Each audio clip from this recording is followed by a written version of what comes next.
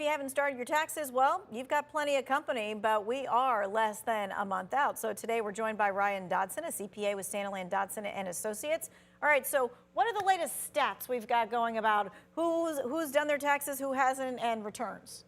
All right. Well, through the first week of March, I should say, 36% of all Americans have filed their tax return.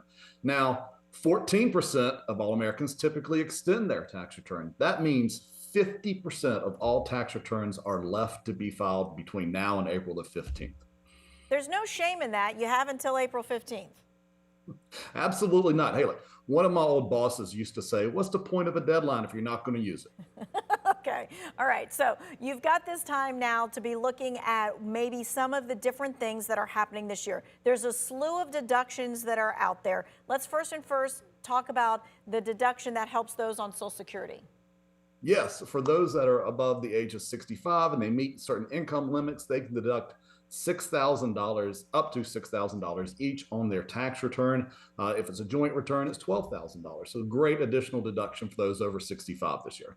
And that is just a deduction. You don't have to have any receipts or anything to go along with that. When it comes to some people can deduct their auto loan interest, they have to do a little bit of work to figure out what their auto loan interest was from last year.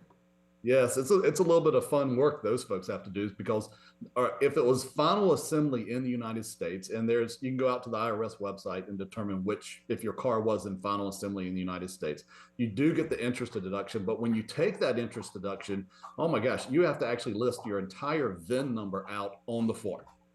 Okay, so you'll need your car's VIN number. I mean, and that is part of doing your taxes, right? Making sure that you have all the pieces, the parts, the paperwork all there. This is something that you would have to have, that number there written down. So you'll need to know your VIN number. And then I thought you also had to look at your last payment from December to figure out how much interest you actually paid in that year. Correct. Typically, it's listed on that last statement because the auto loan companies are not sending out a separate statement, but usually on your last statement, it will say interest paid for 2025 and list the entire dollar amount. Okay. There's several other deductions, one of which we're talking about at 4 and 6 o'clock today on 2 Wants to Know, and that is your overtime. You can deduct part of your overtime, but it's not like you can just write in that $12,500.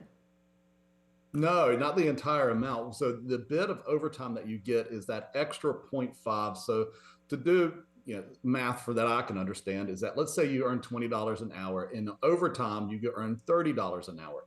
So you're not able to deduct the whole $30 per hour. You're only able to deduct just that extra $10. And some employers or some payroll companies are making it really easy to find out. Others, it's a little bit more difficult. So you may want to go back and look at your last pay stubs to determine exactly how much you received in overtime. Okay, one of the other deductions is no taxing on tips. How does this work? There's a lot of people who do, the DoorDash or they're restaurant workers or things of that nature, and they get lots of tips. Absolutely. So it's a great deduction for tips. There's a limit based off of how much income that you do make. However, it is for folks that are only in the industry in which they normally would receive tips. So me as a CPA, no, it's not normal for me to be tipped for doing a great job. However, for anybody who's waiting, who's doing DoorDash, bartending, those folks normally receive tips. And so those tips can be excluded from income on their tax return. Okay, so every single year, I think people wait probably until the last couple of days, and then they get really stressed trying to figure out all of the paperwork things that they need. What happens if you don't have a 1099 or something, an interest statement or something of that nature? Well, if you don't have that and you get to the deadline, you can easily extend a tax return. The IRS grants an automatic 6-month extension all the way out to October the 15th. And so, but remember, an extension is an extension just really to gather the paperwork and file a return. If you think you owe, you need to have all that money paid in by April 15th. All right, and isn't this the first year that there will be no refunds done by check? Correct. The IRS wants to, and the government in general wants to send everything out through direct deposit, some type of or to a debit card of some type of digital sending it out versus actually manually producing a check.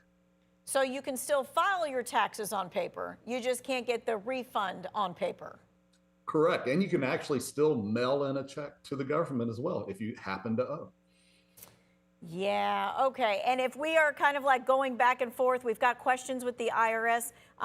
You know, sometimes it's really hard to get someone at the IRS. Creating an account is a way to see what kind of correspondence they're talking to you about.